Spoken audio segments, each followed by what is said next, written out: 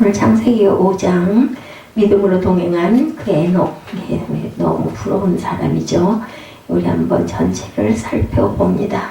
32절까지인데 오늘 우리 교독에서 24절까지 에녹이 하나님과 동행하더니 하나님이 그를 데려가심으로 세상에 있지 아니하더라. 죽었다 낳고 죽었다 했는데 에녹은 하나님이 그를 데려가셨다. 이렇게 증거합니다. 하나님께서 인간을 처음으로 창조하실 때부터 노아의 대홍수 이전까지의 역사를 족보의 흑대를 빌어서 전개하고 있습니다. 이와 같은 사실은 1절 초두에서 아담 자손의 계보라는 말을 사용함으로 분명히 그 목적을 보이고 있죠. 이 족보는 연대기를 제공하려는 데 의도가 있는 것은 아닙니다. 오히려 10명의 대표자들을 선택해서 그들이 다 죽어간 것을 기술함으로 죽음을 피할 수 없는 보편적인 사람을 지배한다는 것으로 사람을 지배한다는 사실을 보여주고 있죠. 우리가 쭉 읽어봤지만 아담에서 야렉까지의 족보를 봅니다. 야렉은 에녹의 부모이죠. 아담 인류의 시조는 아담입니다. 하나님께서 아담을 지으실 때 흙으로 지으셨다. 창세기장 7절에 그 흙은 먼지, 티끌, 건물과 같은 그런 해석을 갖고 있다고 지난번에 저희가 같이 한번 말씀을 보았습니다. 그 하나님께서 여자를 지으실 때는 아담의 갈비뼈를 취해서 만드셨다 말씀하죠. 창세기 2장 21절에 그리고 하나님은 당신의 형상대로 사람을 지으셨다고 오늘 이것은 아담의 계보를 적은 책이니라 하나님이 사람을 창조하실 때 하나님의 모양대로 사람을 지으셨다. 하나님이 저희를 사랑하실 수밖에 없는 거예요. 내 모양대로 만들었기 때문에. 여기에서의 형상은 육체적인 모습을 가리키는 것이 아니라 하나님과 교류할 수 있는 영혼을 지닌 고귀한 존재로 인간을 만드셨다라는 것을 말씀하고 계십니다. 인류의 시조인 아담은 범죄로 말미암아 에덴 동산에 추방되어 살다가 930세를 향수하고 죽었다. 5절에 보면 그렇게 나오죠. 930세를 살고 죽었다. 아담이 누구를 셋을 낳은 후에 그게 아담과 하와가 낳은 그 가인과 아벨에 대한 이야기는 여기서 없습니다. 그죠? 도 죽었기 때문에 하나님의 형상대로 창조된 아담이라고 5장 1절에 아담의 계보를 적은 책이니라 1절에 보면 하나님의 사람을 창조하실 때 하나님의 모양대로 여기서 이 모양은 모습을 얘기하는 게 아니라 우리 안에 영을 말씀하는 것이다. 이렇게 해설했죠. 에덴을 관리했던 아담 관리자였었어요. 그렇기 때문에 우리는 항상 세상에 살 때도 항상 우리가 청지기의 삶을 살아야 된다. 왜냐하면 아담도 그랬죠. 야훼 하나님의 그 사람을 이끌어 에덴 동산에 두고 그것을 경작하고 지키게 하셨다. 관리자로. 아담의 계보와 그리스도에 대해서 마태복음 1장 1절에서는 아브라함과 다윗의 자손 예수 그리스도의 계보라 이렇게 증거합니다. 셋에 대한 이야기가 나오죠. 아담과 하와 사이에 가인과 아벨 두 아들이 있었지만 하나님 앞에 인정받는 제사를 드린 아벨이 가인의 손에 살해되고 맙니다. 실패했어요. 첫 번째. 그죠? 하나님께서 하나님의 형상대로 낳은 자녀 아담과 하와가 사실은 첫 번째 아들을 낳고 그 아들이 실패가 돼서 다시 아들을 낳은 게 바로 셋이다. 그 하나님께서 아담에게 아벨을 대신해서 셋이라는 아들을 4절에 보면 주셨죠. 셋은 아담의 계보를 잇는 인간 역사의 중요한 자리를 차지하고 있습니다. 셋은 인간을 위한 유일한 구주이신 예수 그리스도의 조상 중에서 없어서는 안 될 존재가 돼서 아주 귀중한 시가 됐죠. 셋은 105세에 에노스를 낳고 912세를 향수하고 죽었습니다. 우리가 그때 살았다면 지금 우리는 아주 가난애기예요. 그죠? 그리스도의 조상이 되었습니다. 누가복음 3장 38절에도 그 위는 에노스요 그 위는 셋이요 그 위는 아담이요 그 위는 하나님이시니라 이렇게 증거합니다. 아벨을 대신한 자이기도 하죠. 창세기 4장 25절에 아담이 자기 아내와 동침하여 그의 아들을 낳아 그 이름을 셋이라 하였으니 이는 하나님이 내게 가인이 죽인 아벨 대신에 다른 씨를 주셨다 합니다. 이런 뜻을 갖고 있습니다. 셋이라는 뜻은 다른 씨를 주셨다라는 의미를 갖고 있습니다. 그래서 에노스에서 야렛까지를 봅니다. 야렛은 누구요? 그 에녹의 아버지죠. 아담이 930년 동안 육체 생명을 유지하며 생존한 후에 셋 또한 912년을 살고 그 후 후손인 에노스는 905년을, 게나는 910년을, 마할랄레는 895년을, 야렛은 960년을 62년을 향수하였다. 17절에 보면 이렇게 증거합니다. 우리는 장수하는 세세 후예에게서 그들의 신앙과 그 신앙에 합당한 하나님의 축복을 발견하게 되는데, 에노스에 대해서 창세기 4장 25, 6절이죠. 예, 우리 전장에 아담이 다시 자기 아내와 동침하며 그가 아들을 낳아 그 이름을 셋이라 하였으니 이는 하나님이 내게 가인이 죽인 아벨 대신에 다른 씨를 주셨다며 이렇게 증거합니다. 창세기 4장 26절에는 셋 또 아들을 낳고 그의 이름을 에노스라 하였으며 그때 사람들이 비로소 야훼 이름을 불렀더라. 우리 지난주에 이 부분 야훼 이름을 불렀다. 셋이 아들을 낳아서 그 이름이 에노스라고 했고, 그때 사람들이 비로소 야훼 하나님을 알았다라는 걸 경배했다는 뜻을 갖고 있습니다. 게난에 대해서 5장 9절이죠. 에노스는 90세에 게난을 낳았고, 마할랄레에 대해서 12절에 게난은 70세에 마할랄레를 낳았고, 야렛의 이야기죠. 마할랄레는 65세에 야렛을 낳았고, 그래서 에노스에서 야렛까지라고 합니다. 야렛을 낳은 후 830년을 지내며 자녀를 낳았으며, 야렛은 160세에 에녹을 낳고 그 이후에는 300년 동안 하나님과 동행했다. 에녹을 낳은 후 800년을 지내며 아들을 낳습니다. 에녹에 대해서 우리 이제 봅니다. 야렛의 아들 에녹이죠. 하나님 보시기에 합당하고 경건한 삶을 살았던 에녹은 야렛의 아들인데, 야렛은 162세에 에녹을 낳습니다. 보통 뭐 그냥 200~300세, 100세에서 200세 사이에 자녀를 낳았어요. 야렛과 에녹은 그 세세 후예들로 세세 신앙과 생활을 본받아 살았던 믿음의 사람들이었는데, 에녹은 65세에 누구를 낳았어요? 무두셀라를 낳고 300년을 하나님과 동행하며 자녀를 낳았다. 이제 이때부터 에녹은 하나님과 동행합니다. 언제부터? 무두셀라를 낳은 후부터 65세에 하나님과 동행한 자라고 창세기 5장 24절에 에녹이 하나님과 동행하더니 하나님이 그를 데려가심으로 세상에 있지 아니하였더라. 무두셀라의 아버지에 대해서 그는 야렛이죠. 962세를 살고 죽었더라. 에녹은 65세에 무두셀라를 낳았다. 이렇게 이어집니다. 하나님을 기쁘시게 했어요. 에녹은 21절에 보면 성경에서는 하나님을 기쁘시게 하는 삶의 원칙적인 전체를 밝혀주고 있는데, 믿음이 없이는 하나님을 기쁘게 할 수 없다 그러죠. 그러니까 우리에게 중요한 건 믿음입니다. 믿음 때문에 우리가 응답을 받기도 하고, 믿음 때문에 구원을 받기도 하고, 믿음 때문에 우리가 택함을 받기도 하고, 믿음 때문에 우리가 기쁘기도 합니다. 예, 그렇죠. 우리 생각해보면 모든 게 다 믿음에 근거합니다. 우리가 믿지 못하면 뭔가를 할 때 어때요? 불안하고 자신이 없고 마음이 계속 왔다 갔다 하고 움직이고 풍랑이 일죠, 마음속에서. 근데 굳은 믿음이 있으면 절대로 누가 뭐라고 하든지 말든지, 그죠? 봅니다, 무조건. 이게 중요한 게 믿음이다. 히브리서 기자가 증거하기를 저는 옮기오기 전에 하나님을 기쁘시게 하는 자라, 이렇게 증거하죠. 히브리서 11장 5절에 말합니다. 에녹은 하나님을 기쁘게 해드립니다. 오늘 본문 24절에도 찬송은 하나님을 기쁘게 한다고 역대하 29장 30절에도 말씀합니다. 히스기야 왕이 귀인들과 더불어 레위 사람을 명령하여 다윗과 선견자 아삽의 시로 야훼를 찬송하게 하며 그들이 즐거움으로 찬송하고 몸을 굽혀 예배하니라. 구약에도 이렇게 하나님을 찬송하고 연주하고 노래하면서 기뻐했다. 우리 찬양, 그래서 찬양하잖아요. 때로는 굉장한 위로가 되기도 합니다. 마음의 그 근심, 어두운 것들이 다 사라져버리기도 해요. 그래서 저는 찬양과 말씀이 반반이구나. 어떨 때는 또 찬양이 더 우에 있기도 하고, 그래서 또 말씀으로 또 찬양으로 뭔가 후련해지지 않을 때 또 말씀을 들으면서 깨달아서 내게 주시는 말씀이다 하면서 또 마음이 후련해지기도 합니다. 그래서 우리는 믿음이 정말 중요하다는 것을, 은혜 받은 하나님의 그 은혜 얼마나 감사한지 모릅니다. 회개를 기뻐하신 하나님, 누가복음 15장 21절에서 24절에 증거합니다.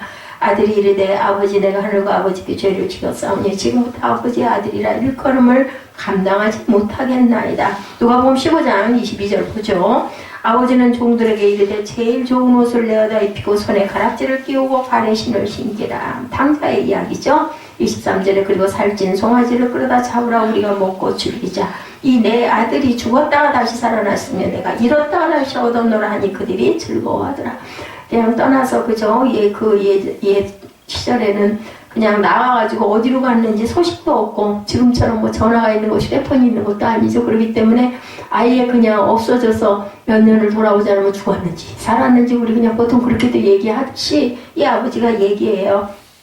죽었다가 살아났다. 내가 잃었다가 다시 찾았다라는 이야기를 하고 있죠. 그래서 누가복음 15장 25절의 마지막에 보면 맏아들은 밭에 있다가 돌아와 집에 가까이 왔을 때 풍악과 춤추는 소리를 듣고 또 이제 그것 때문에 막 혈기를 냅니다. 그러니까 우리 마음밭에는요, 아유 저거 그냥 얄미워서 그냥 뺨이 통통한 거 보고 그냥 다 그냥 꼬집어버리고 싶어. 이런 마음, 그거 약간의 그 뭐라 그러죠? 그 부은, 그 공연하는 거 심술보가 하나씩 매달린 누구에게나 있는 거죠. 예, 승천하는 부분, 무려 300년 동안 하나님께 동행하며 그분을 기쁘시게 했던 에녹은 죽음을 맛보지 않고 승천하였다. 오늘 24절 마지막 절이죠. 에녹에게는 여러 조상들이 많이 있죠. 그 위로 우리가 쭉 읽어봤죠. 그들 모두가 장수하다 세상을 떠났고 그들의 육체는 땅에 묻혔어요. 그죠? 당연하잖아요. 우리 모두 다 땅에 묻히지 않으면 요즘에는 뭐 화장도 하기도 하지만 어쨌든 간에 먼지로 티끌로 돌아가는데 에녹은 죽지 않고 하늘나라로 옮겨진 유일한 사람이다. 뭐 또 하나 우리가 굳이 한 번 더 찾아서 얘기를 한다면 엘리야, 그죠? 불말과 불병거를 하늘로 올려오셨다 이렇게 얘기했지 죽었다라는 이야기는 없습니다. 죽음을 보지 않은 것에 대해서 히브리서 11장 5절에 믿음으로 에녹은 죽음을 보지 않게 옮겨졌으니 하나님이 그를 옮기심으로 다시 보이지 아니하였느니라. 그는 옮겨지기 전에 하나님을 기쁘시게 하는 자라 하는 증거를 받았다. 하나님을 기쁘시게 하려면 무엇으로? 믿음으로. 오직 믿음밖에 없죠. 회리바람으로 올려간 엘리야 이야기 나오네요. 열왕기하 2장 11절에 두 사람이 길을 가며 말하더니 불수레와 불말들이 두 사람을 갈라놓고 엘리야가 회오리바람으로 하늘로 올라가더라. 여기서도 죽었다라는 이야기는 없습니다. 그리스도와 승천에 대해서 요한복음 6장 62절에 그러면 너희는 인자가 이전에 있던 것으로 올라가는 것을 본다면 어떻게 하겠느냐? 예수님이 이렇게 물어보시는 그 장면이 나타나죠. 장차 성도들의 그 승천, 우리도 또 그렇게 간다는 겁니다. 데살로니가 전서 4장 13절에서 18절 죽었다. 다시 갈지 살아서 가게 될지 알 수는 없어요. 그건 하나님의 소관이죠. 예, 데살로니가 전서 4장 13절에서 18절을 우리 한번 봅니다. 형제들아, 자는 자들에 관하여는 너희가 알지 못함을 우리가 원하지 아니하노니 이는 소망 없는 다른 이와 같이 슬퍼하지 않게 하려 함이라. 우리가 예수께서 죽으셨다가 다시 살아나심을 믿을진데 이와 같이 예수 안에서 자는 자들도 하나님이 그와 함께 데리고 오시리라. 우리가 주의 말씀으로 너희에게 이것을 말하노니 주께서 강림하실 때까지 우리 살아남아 있는 자도 자는 자보다 결코 앞서지 못해. 자는 자가 먼저 일어난다는 거예요.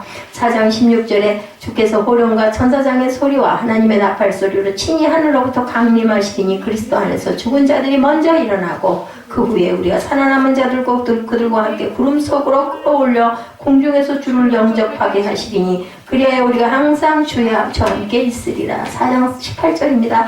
그러므로 이러한 말로 서로 위로하라. 우리는 이러한 구별된 사람들이기 때문에 어렵고 환난을 당할지라도 서로 위로하라고 말씀을 합니다.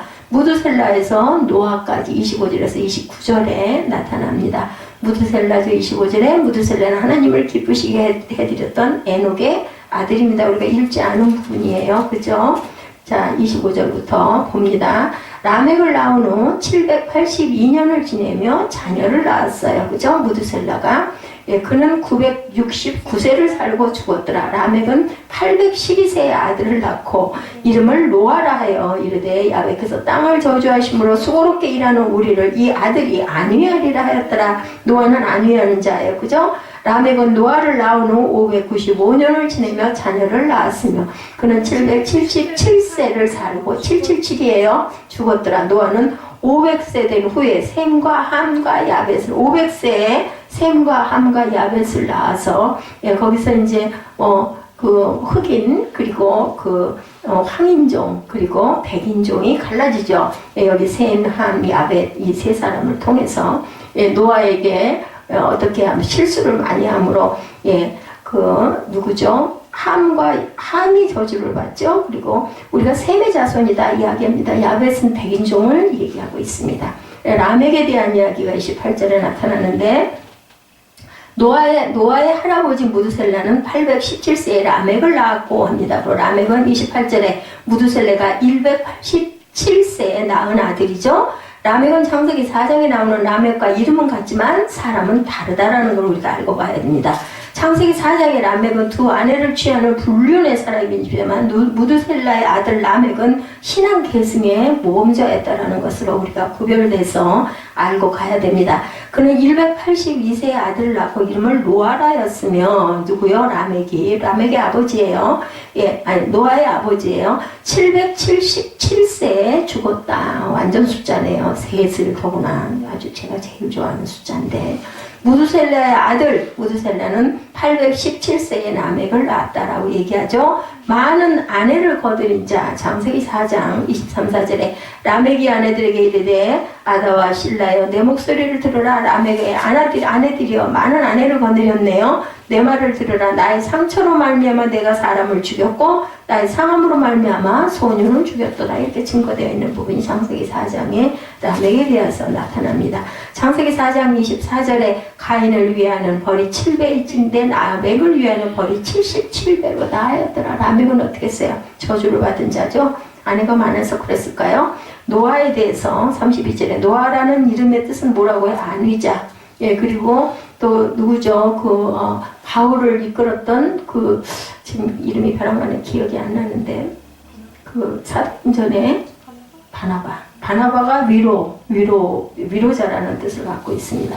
노아는 하나님으로부터 안위를 받았을 뿐만 아니라 노아라는 이름대로 안위자로 바른 신앙을 가졌다.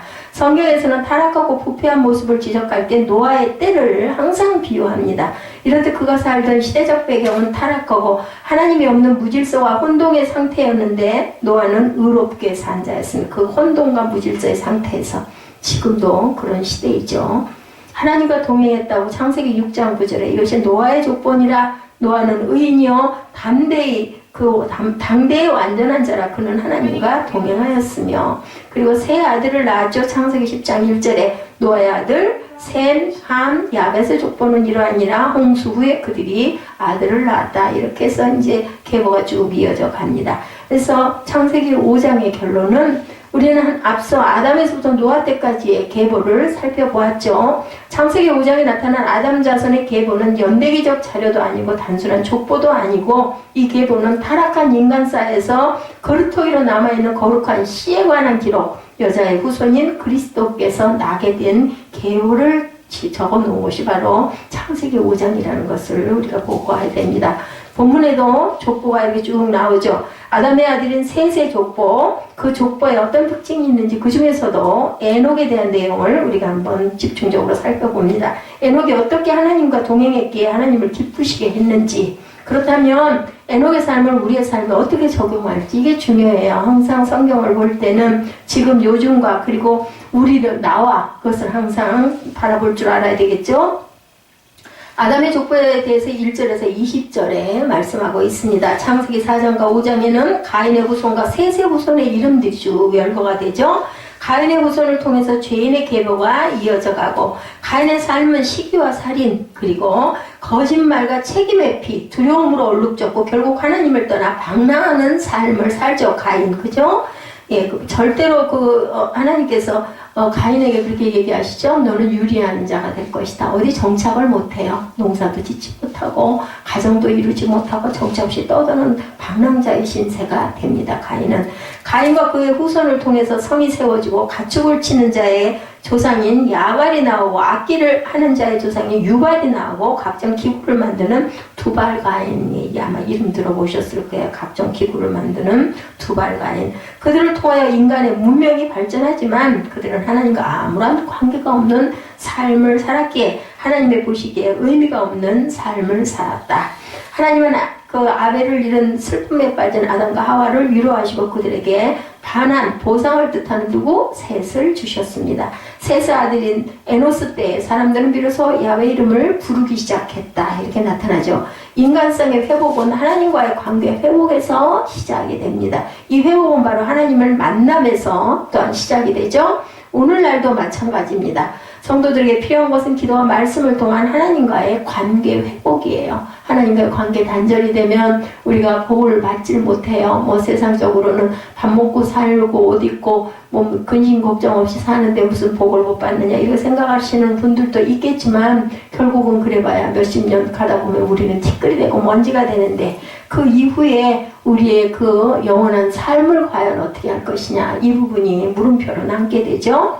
가인의 후손은 성적 타락과 폭력으로 가정이 깨지고 힘의 논리가 좌지우지가 되죠. 예, 악한 세상을 이룬 반면에 셋의 후손은 겉보기에 대단한 업적은 없지만 하나님과 올바른 관계를 가졌다라는 것에 깊은 의미가 있습니다. 이것이 중요한 이유는 가인의 후손이 아닌 하나님의 이름을 부르는 다른 씨가 계속 이어져 내려갔기 때문이다. 창세기 5장은 인류의 조상 아담으로부터 셋을 거쳐 아담의 10대 후손인 노아까지 이르는 계보가 소개되어 있습니다. 이 계보는 메시아의 탄생을 위한 구속사의 계보의 시작이라는 의미에서도 굉장히 중요한데 1절에 창조하실 때 창조되던 날에 2절에 라는 표현을 통해서 창세기 1장을 회고하게 합니다. 특히 인간의 기원이 어디에서 시작되었는지 언급하면서 그들이 복받은 존재임을 우리에게 되새겨 주죠.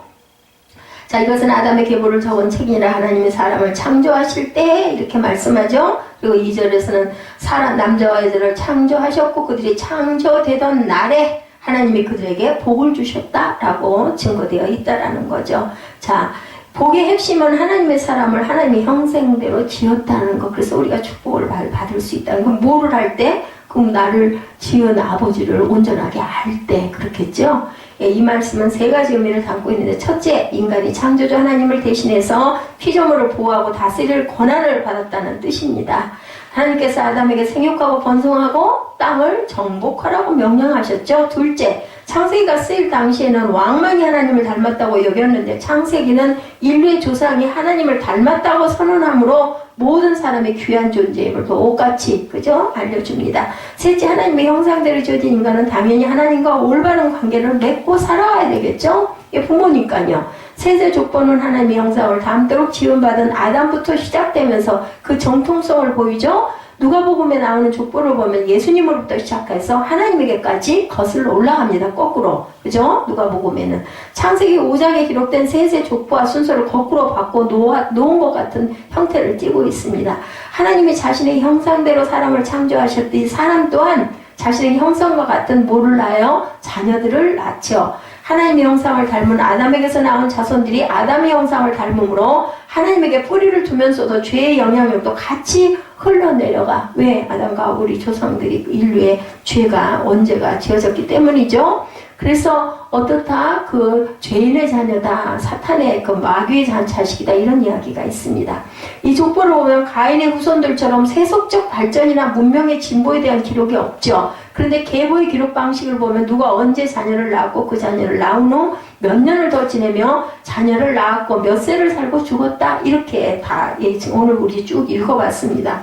보면은 3절부터 아담은 130세 자기 모양과 자기 형상과 같은 아들을 낳아 이름을 셋이라 하였고 그 다음에 아담은 셋을 낳은 후 800년을 지내며 자녀들을 낳았고 그는 930세를 살고 죽었더라. 이렇게 반복이 쭉 나타나죠. 내가 먹는 날에는 아담에게 반드시 죽으리라 하셨는데 과연 이들에겐 죽음이 임합니다. 몇 세에 죽었어요. 그죠? 계속. 로마서 5장에 보면 모든 인류에게 죽음을 가져온 것은 아담의 범죄 때문이다. 이렇게 얘기하고 있습니다. 그러나 아담과 같은 죄를 짓지 아니한 자들에게도 사망은 왕노릇을 합니다. 그러므로 한 사람으로 말미암아 죄가 세상에 들어오고 로마서 5장 12절이죠. 예, 죄로 말미암아 사망이 들어왔나니 이와 같이 모든 사람이 죄를 지었으므로 사망이 모든 사람에게 이르렀느니라. 이렇게 증거됩니다.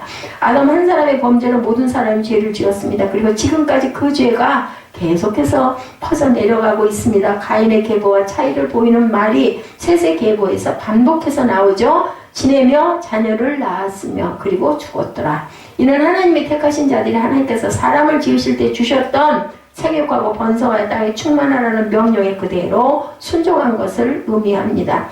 택한 자의 계보에 거룩한 자녀들의 출생이 계속 기록되고 있는 것은 타락한 세상 가운데서 하나님의 질서를 따르는 인류가 이어져 가고 있음을 봅니다.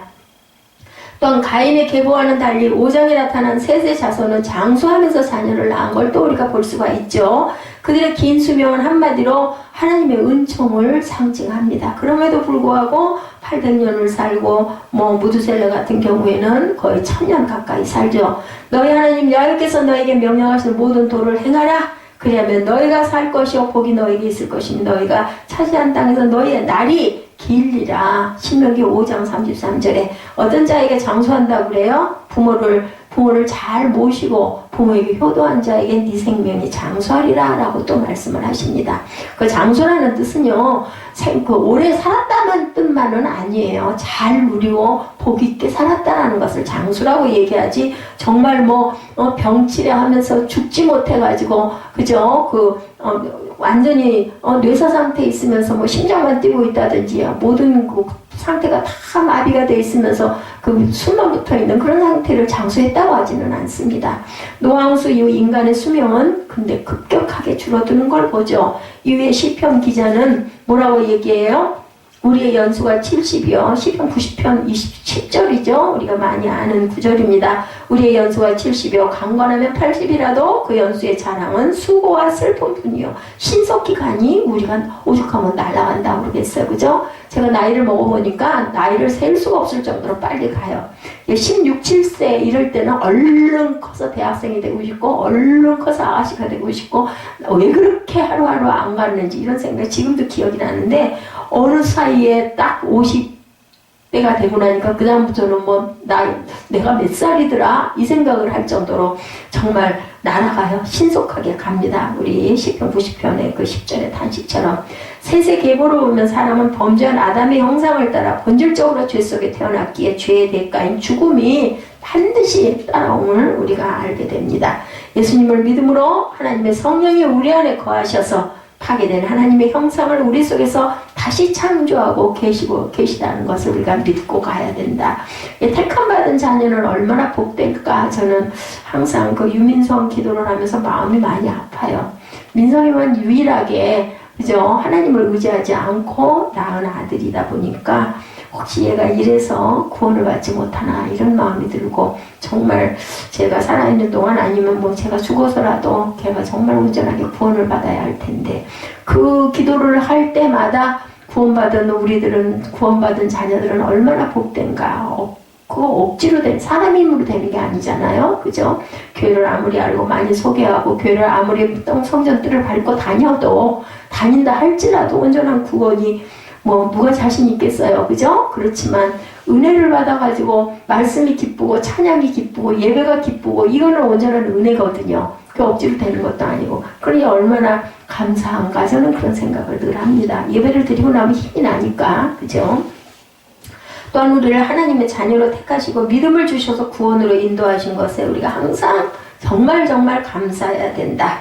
계속되는 족보의 나열이 지루하게 보이지만 구체적인 사람의 이름과 가족사를 기록하고 있다는 사실은 하나님의 계획 속에 한 개인과 가족이 얼마나 중요한 위치를 차지하고 있는가. 그래서 천하보다 더 귀한 우리 인생이라고 이야기합니다. 한 사람이, 생명이 하나님의 계획 속에서 이 개인이 그 가정이 굉장히 중요한 의미를 갖고 있습니다.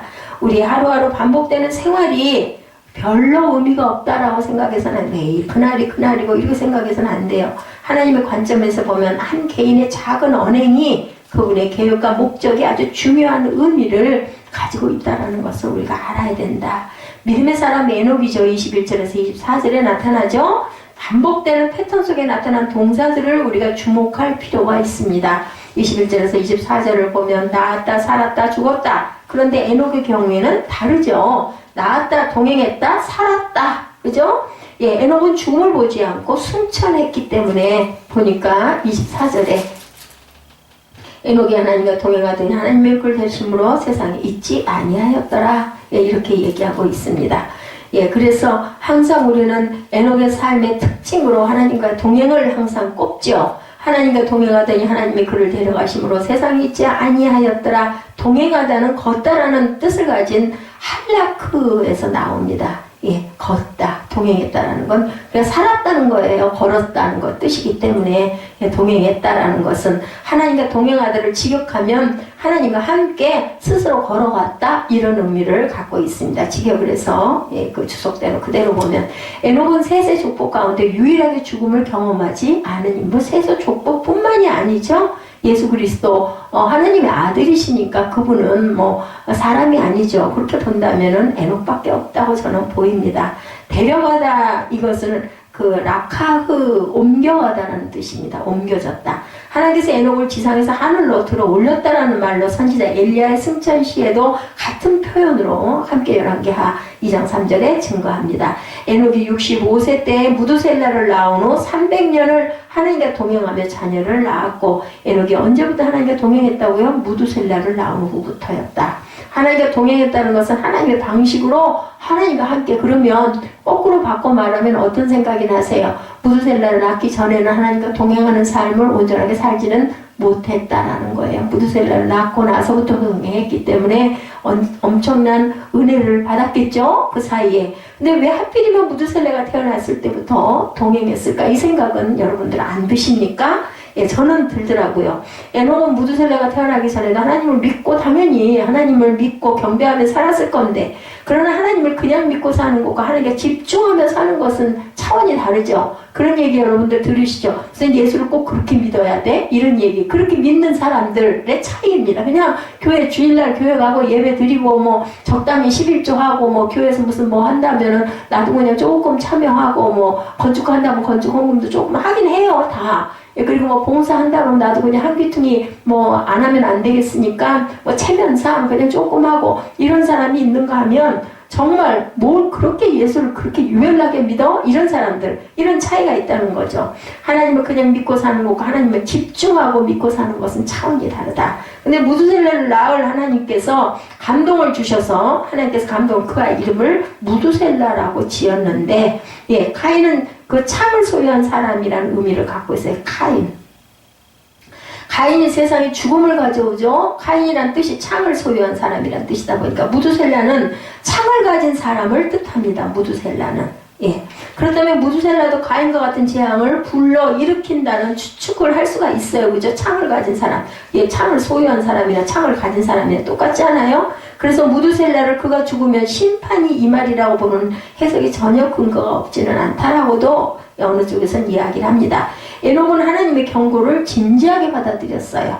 무두셀라를 볼 때마다 하나님의 심판을 생각하지 않을 수가 없어. 그 아들 이름이 창을 가진 사람이다 보니까. 예. 물론 그 심판의 때가 언제인지는 우리는 모릅니다. 제가 누구에게 그런 얘기를 제가 했어요. 제가 이 나이에 이렇게 되리라고 제가 10년 전에 늘 생각을 했겠는 저는 몰랐어요. 정말 10년 뭐 길지도 않은 세월인데, 그죠? 제가 이렇게 구체적으로 이렇게 많이 힘들어진 게, 예, 뭐 5, 6, 7년 정도 됐으니까 그 전에 10년 그 이전에는 저는 절대로 이 나이 제가 이렇게 되리라고 모르는 거죠. 모릅니다. 자, 에녹은 하나님의 경고를 진지하게 받아들입니다. 무두셀라를 볼 때마다 하나님의 심판을 생각했다는 거죠. 그 심판의 때가 언제인지는 알 수 없었습니다. 오늘이 마지막이 될 수 있다는 심정으로 아마 에녹은 하루하루를 하나님의 시선을 의지하며 의식하며 살았다. 이것이 바로 동행이에요. 하나님이 과연 뭐라 어떻게 생각하실까? 하나님이 이걸 보고 계시나? 이런 생각들을 우리 하잖아요. 에녹뿐만이 아니라 온전치 않은 뭔가가 있다 보면 계속 마음에 걸리지 않아요? 이게 하나님과 동행하는 자세입니다. 그것을 뭐 간단하게 막 정말 뭐 율법을 다 지키고 뭐 하나에서 열까지 그게 아니라 어떤 행동을 할 때마다 하나님이 어떻게 생각하실까? 하나님이 기뻐하실까? 이건 잘못된 거 아닐까? 잘못하죠. 잘못하면서도 이런 마음을 갖는 거, 이게 우리가 하나님과 동행하려고 방향을 하나님께 시선을 두고 사는 사람들. 예, 오늘이 마지막이 될 수 있다는 심정으로 하루하루 하나님의 시선을 의식하며 사는 것, 그게 바로 동행. 그렇다고 에녹이 그 300년 동안 하늘만 바라보고 무두셀라만 바라본 거는 아니었겠죠. 살아오던 대로 자기 삶에 아마 충실했을까? 더 삶에 충실하게 되죠. 저는 요번에 아마 우리 전도사님 생각할 때는 아니 그렇게 어렵고 지금 상황이 이런데 뭘 그런 걸 사? 이런 생각을 할 수 있죠. 근데 그런 마음이 들더라고요. 어차피 어차피 모자르고 뭐 말도 안 되게 모자른 거. 크리스마스는 정말 우리가 축하해야 할 때 세상 사람들도 뭐 서로가 서로에게 선물을 주면서 기뻐하면서 성탄의 의미도 모르는 사람들도 예수를 안 믿는 사람들도 뭐 축제처럼 그렇게 여기는데 교회인데 교회에서 내가 언제까지 이 일을 할 수 있을지 이런 걸 내가 주문을 할 수가 있을지도 알 수 없는 이때 내가 주문하면서 한번 문 아프죠. 그거 참 막 비교해가지고 뭔가 하나를 구입을 하고 할 때마다 저는 그렇습니다. 근데 내가 이렇게 최선을 다해서 이렇게라도 누군가를 기쁘게 따뜻한 어떤 의미를 전달하는 일이라도 해야 되겠다 이런 마음이 들었어요. 그 날짜 임박해가지고 그냥 그 밀리는 거 기다리고 왜 안 와 이런 거보다는 그냥 내가 지금 할 수 있는 게 없으니까 이거 가진 거 갖고 이거라도 내가 해야 되겠다 이런 마음이 들더라고요. 많지 않은 우리 식구들 하나하나에게 1년 동안 다들 어쨌든 수고하고 예배 드리느라고 애썼고 그러니 내가 뭐 조그만 거 하나라도 내가 할 수 있을 때 해야 되겠다 이런 마음이 제가 와서 그런 것들을 하나씩 준비를 합니다.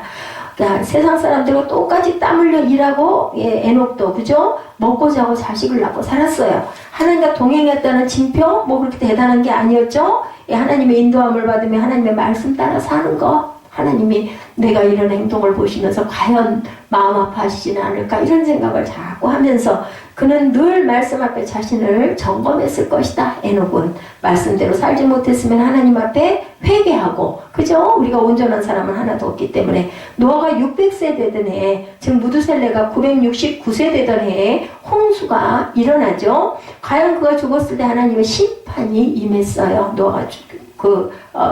노아가 600세 되던 해에 에녹이 살던 살인자 라멕은 이 라멕은 에녹의 손자 라멕이 아니에요. 그죠?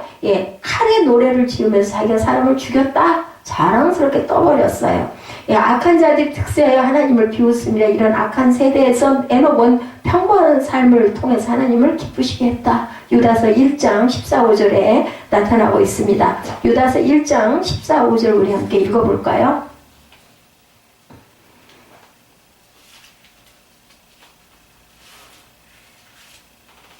유다서 1장 14, 15절입니다. 아담의 7대손 에녹이 이 사람들에 대해도 예언하여 이르되 보라 주께서 그 수많은 거룩한 자와 함께 임하셨나니 이는 무사람을 심판하사 모든 경건하지 않은 자와 경건하지 않게 행한 모든 경건하지 않은 일과 경건하지 않은 죄인들이 주를 거슬러 한 모든 완악한 말로 말미암아 그들을 정죄하려 하심이라 하였느니라. 이렇게 증거합니다. 이것이 바로 악한 세대를 향해서 에녹이 외친 심판의 예언이에요. 유다서 1장 14, 15절 기억하시기 바랍니다.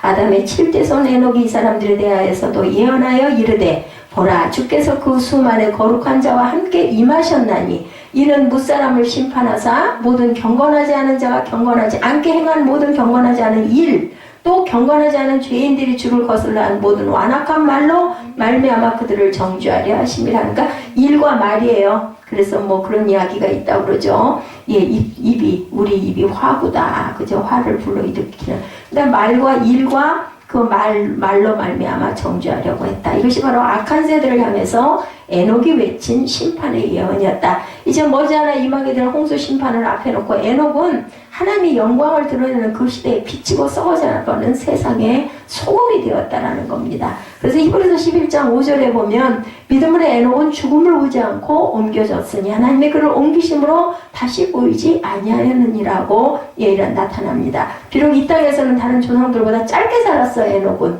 그렇지만 에녹의 삶은 누구보다도 의미 있는 삶을 살았죠. 자, 하나님은 에녹의 성취를 통해서 하나님과 동행하는 사람이 어떻게 되는지에 대해서 우리에게 암시하십니다. 하나님의 에녹을 데려가셨듯이 하나님을 사랑하고 경외하는 사람은 그분이 보호하시고 책임지신다는 것. 땅에 있으나 하늘에 가나 부활신앙을 믿는 사람들은 어디 있으나 있는 곳의 차이일 뿐이지 우리는 죽음을 보지 않고 영원히 사는 거죠. 우리 육적인 생명은 끊어지지만 우리 영이 살기 때문에 에녹은 악한 시대에 하나님의 구원을 받은 백성의 예표입니다.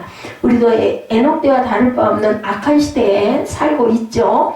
에녹처럼 의인의 심령으로 종말을 의식하면서 주님과 동행해야 되겠다. 하나님과 동행하는 것이 신약시대에는 예수님을 믿고 따르고 그분의 제자로 살아가는 것으로 표현이 됩니다. 우리의 남은 때를 우리는 정말 귀하게 값지게 의미 있게 보내면서 오늘이 마지막 날처럼 최선을 다해서 최고의 삶을 살아야 되겠죠. 하나님이 기쁘시게 하는 믿음은 어떤 것인가? 에녹이 살아있을 때 하나님을 기쁘시게 해서 특별한 은혜를 입었어요. 그죠? 하나님을 기쁘시게 하는 영혼의 상태가 믿음이라면 그 믿음을 표현하는 것이 바로 하나님을 기쁘시게 하는 일들이겠죠. 히브리서 기자는 에녹의 믿음을 소개하죠. 히브리서 11장 6절입니다. 우리가 너무 잘 아는 말씀이죠. 믿음이 없이는 하나님을 기쁘시게 하지 못하나니 하나님께 나아가는 자는 반드시 그가 계신 것과 또한 그가 자기를 찾는 자들에게 상 주시는 이심을 우리가 믿어야 할지니라. 이렇게 이 말씀이 고백 너무너무 동의가 되는 말씀입니다. 그래서 하나님의 계심을 믿는 믿음은 그럼 어떤 믿음인가? 하나님의 실존, 그분의 계심을 믿는 것이 모든 믿음의 시작이고 근본입니다. 하나님 계시다는 것을 믿는 것. 그죠? 그가 계심을 믿는다는 것은 하나님이 스스로 계신 자이심을 알고 그에 합당한 관계를 갖는 것. 이것이 유일하신 하나님에 대한 믿음이다. 그런 게 어딨어? 이런 생각들, 이런 그냥 안 믿는 것보다 믿는 게 낫다고 하니까 그냥 보험 들듯이 그냥 예배는 참석을 하지만 그런 게 어딨어. 안 되면 안 믿겨져. 이런 얘기들 아이들 많이 하지 않아요? 믿어지지가 않는다. 이게 바로 유일하신 하나님에 대한 믿음이다. 계신다라는 것을 믿는 것. 그래서 신명기 6장 4, 5절에 말씀합니다. 이스라엘아 들으라. 우리 하나님 야훼는 오직 유일한 야훼시니 너는 마음을 다하고 뜻을 다하고 힘을 다해 내 하나님 야훼를 사랑하라. 이것도 또한 하나님을 바라보는 믿음의 모습이죠. 마음을 다하고 뜻을 다하고 힘을 다해서 내 하나님 야훼를 사랑하면 우리가 하나님을 바라보고 동행하는 그런 믿음의 마음이 아닐까 싶습니다.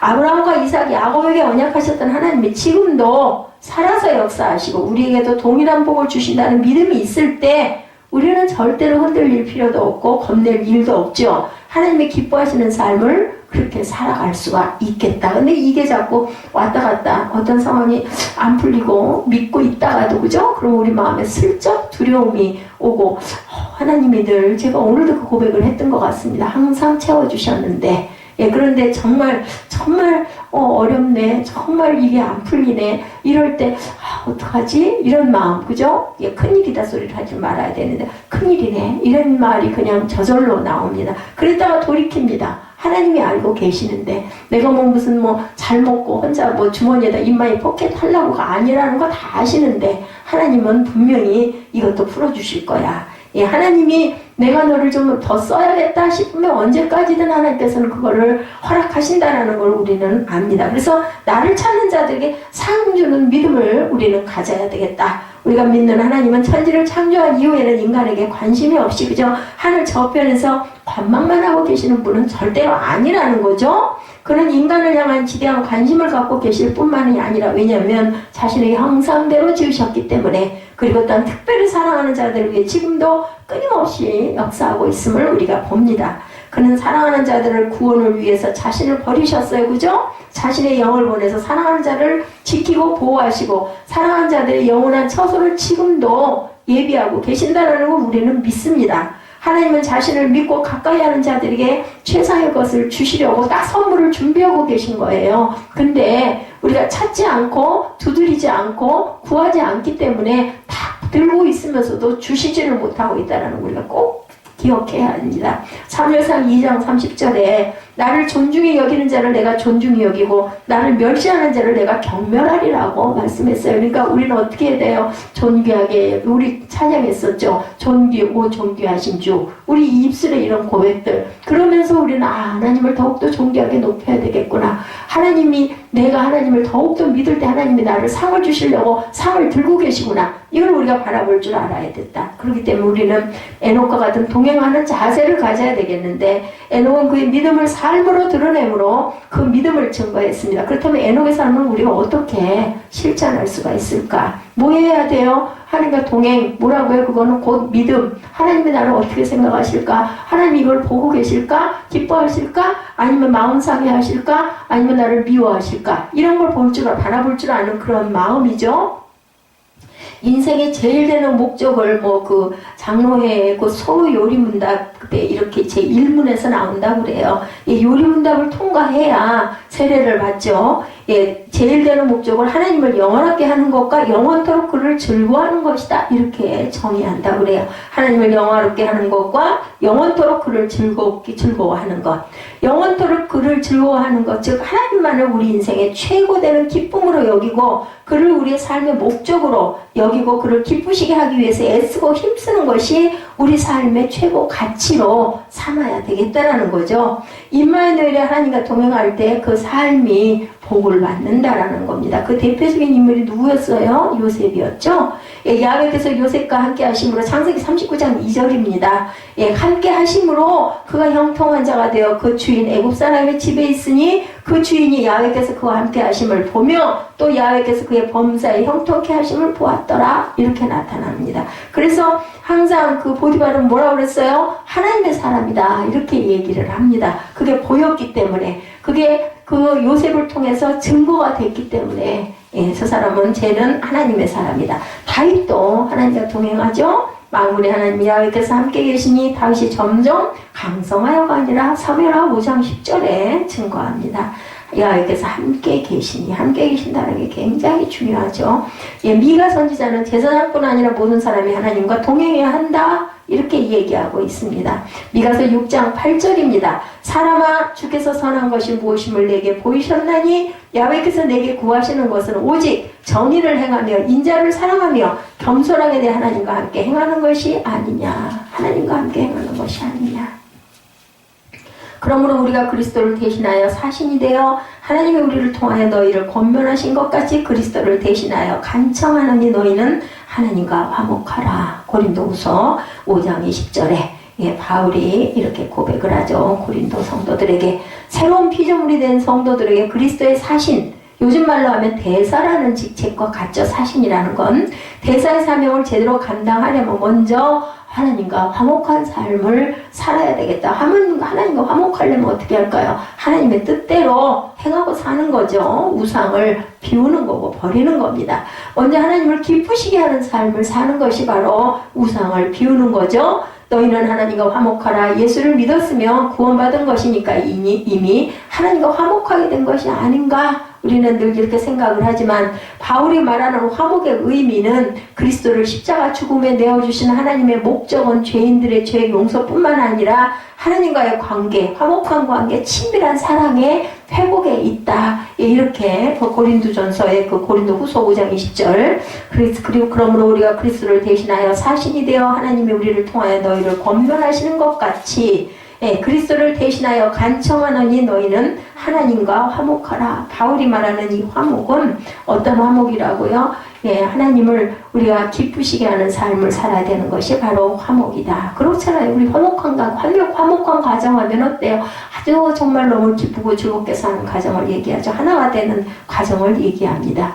그리스도를 십자가 죽음에 내어주시는 하나님의 목적은 죄인들의 죄 용서뿐만 아니라 하나님과 화목한 관계, 친밀한 사랑, 그래서 내 이웃을 사랑하라. 예수께서 이렇게 말씀하고 가시죠. 현재 명령형으로 되어 있고 하나님과 계속해서 화목하라는 뜻 ing입니다. 계속 매일의 삶 속에서 죄를 고백하는 삶, 예배를 소중히 여기는 삶, 기도로 하나님과 대화를 항상 하는 삶, 말씀으로 우리에게 주시는 생명의 양식을 공급받는 삶을 계속해서 살면서 하나님과 올바른 관계를 가져야 된다.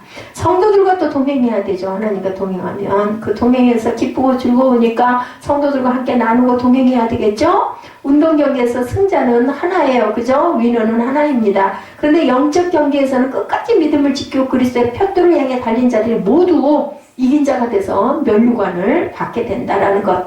신앙의 경주에서는 자기와의 싸움이 있을 뿐이에요. 상대방은 상관이 없어요. 그도 더 도달하고 나도 도달하고, 그죠? 나와의 싸움에서 내가 이기면 됩니다. 주의 성도들이 이겨야 할 그 경쟁 상대가 아니라 오히려 절제하고 훈련한 일에 서로 돕는 형제 자매들이죠. 권면하고, 그리고 또 의기소침해지고 마음에 불안이 있거나 할 때는 어떻게 해요? 위로해주고, 그죠? 붙들어주고, 끌어주고, 밀어주고, 이런 관계가 바로 형제 자매의 관계다. 서로 위로하고 격려하며 함께 달려나가야 하는 신앙의 동지들입니다. 나보다 남을 낮게 여기는 겸손으로 상처받은 자의 상처를 싸매주고 힘들어하는 자들을 격려해서 더불어 함께 나아가야 되는 길. 우리들은 하나님의 기쁨이 되기 위해서 함께 달려야 하는 영적인 경주자임을 잊어서는 안 됩니다. 혼자인 것보다는 같이 뛰는 게 낫지 않겠어요? 우리가 내가 거기서 1등 해야 되는 그런 경쟁이 아닐 바에야 당신도 가고 나도 가고 우리 함께 갑시다. 함께 갈 때 외롭지 않겠죠? 그리고 서로 권면도 하고 격려도 하고 바라보면서 나도 더 열심히 해야지, 나도 더 부지런히 가야지, 그러한 격려를 받는 그런 관계여야 한다. 이제 믿기 시작한 사람들도 있고 믿는 자는 오래되었지만 신앙이 깊지 못한 자들도 있고 또 그 중에는 아주 신실한 사람들도 있죠. 그걸 보면서 그래서 그런 얘기하죠. 본이 되어야 된다. 다른 거는 못할지라도 본이라도 돼야 되지 않겠느냐는 거예요. 그죠? 교회에서 남에게 시험 들게 해서는 안 됩니다. 하다못해 본이라도 돼야지. 온전하게 바르게 내가 신앙생활 10년 했으면 1년 된 사람들에게 뭐가 좀 다르네. 정말 예배드리는 모습 자체가 진짜 다르다. 이런 본이라도 돼야 된다는 겁니다. 본질적으로 교회는 영적으로 연약한 지체를 돌아보고 섬기는 일을 지속해서 해야 된다. 이것이 바로 교회의 생명입니다. 하나님 나라의 본질을 회복할 때 믿음의 공동체에는 회복의 역사가 일어나죠. 그리고 세상과 또 함께 같이 동행도 해야 합니다. 동쪽으로 따라가다가 어디가 있고 오른쪽 멀리 보면 언덕 위에 동네가 보이죠? 그 집들이 잘 보이는 이는 왜예요? 언덕 위에 있기 때문입니다. 예수님은 산상수훈에서 너희는 세상의 빛이라 산 위에 있는 동네가 숨겨지지 못할 것이다. 이렇게 말씀합니다. 사람의 등불을 켜서 말 아래 두지 않죠. 어디 등경 위에 둡니다. 이러므로 집안 모든 사람에게 빛입니다. 위에다 이렇게 올려놓기 때문에 그런 존재들이 저와 여러분들이 되어야 된다는 거예요. 이같이 너희 빛이 사람에게 비치게 해서 그들로 너희 착한 행실을 보고 하늘에 계신 너희 아버지께 영광을 돌리게 하라. 마태복음 말씀입니다. 5장 14절에서 16절이죠. 예수님의 교회를 산 위의 도성으로 비유하신 이유는 개인으로만 빛을 발할 것이 아니라 믿는 사람들이 함께 빛을 발해다. 아니 빛이 한 개 있는 것보다 10개가 있으면 그 빛이 더 강하지 않습니까? 빛들이 한 100개쯤 있으면 더 환하지 않겠습니까? 이런 것처럼 산 위의 도성이 감추어질 수 없듯이 세상 속에서 주님의 빛을 환하게 비치는 교회는 관심과 주목의 대상이 되죠. 그래서 믿는 자들이 잘못 행동할 때 세상에 지탄을 받게 돼. 믿는 자가 왜 저래? 예수 믿는다면서 왜 저래? 이런 얘기들을 아주 입버릇처럼 많이 합니다. 그런 모습이 한국 교회에 나타나고 있는데 교회는 주님의 빛을 세상에 비추는 하나의 도성일 수 있습니다. 믿지 않는 자들의 성도들의 어떤 행동을 보고 세상이 하나님께 영광을 돌릴까? 그죠? 착한 행실을 통해서 여기서 말하는 착한 행실은 윤리적인 차원의 착한 행실이 아니라 예수 그리스도를 믿고 성령의 인도함을 받는 거룩한 삶을 의미합니다.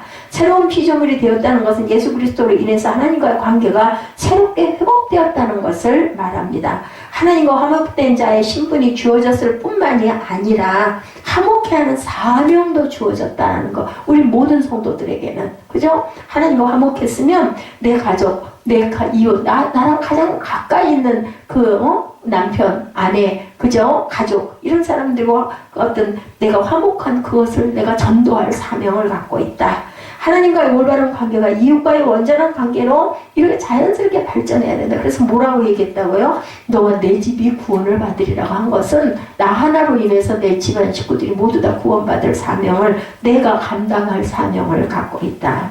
그 권영민 전도사님 참 보면은 그래서 그분은 하나의 그러시고 제목이구나 하는 생각이 듭니다. 실가 가지고 안 믿는 그 시댁을 전부 다 그 시어머니를 통해서 구원을 시키게 되죠. 하나님과 화목한 성도들은 받은 은혜를 다른 사람에게 전하여 그들도 하나님과 화목하게 해야 된다.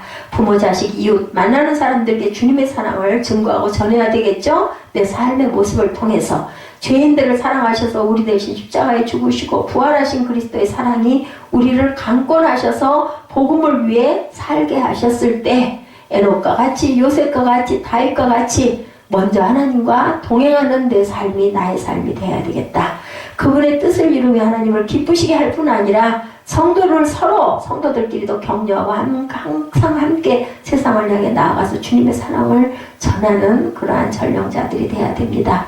우리가 우리 교회 아니면 선교회 아니면 목장이 있는 교회에서는 목장이 그리고 성령으로 충만한 그 가운데 세상의 소금과 빛으로 생명의 빛을 사람들 앞에 비춤으로 우리 교회를, 새빛교회를 건강한 교회로, 사회의 아름다운 도성으로, 그죠? 아름답게 만들며 하나님의 나라가 확장되는데 앞장을 서는 저와 여러분들이 되시기를 주님의 이름으로 축복합니다. 그럴 때 믿음의 역사와 사랑의 수고와 소망을, 인내를 가지고 풍성한 사역의 열매를 거두고 온 마게도니아 지방에 믿음의 소문이 퍼졌던 데살로니가 교회 같은 모습이 우리 교회들을 통해서 나타날 것을 소망합니다. 에녹과 같은 동행하는 믿음은 하나님이 보시기에 기뻐하시는 삶을 열심히 최선과 최고로 우리가 하나님을 드러내며 나타내며 영광 돌리는 삶이 바로 동행하는 에녹의 삶이라는 것을 잊지 않는 저와 여러분 되시기를 주님의 이름으로 축복합니다.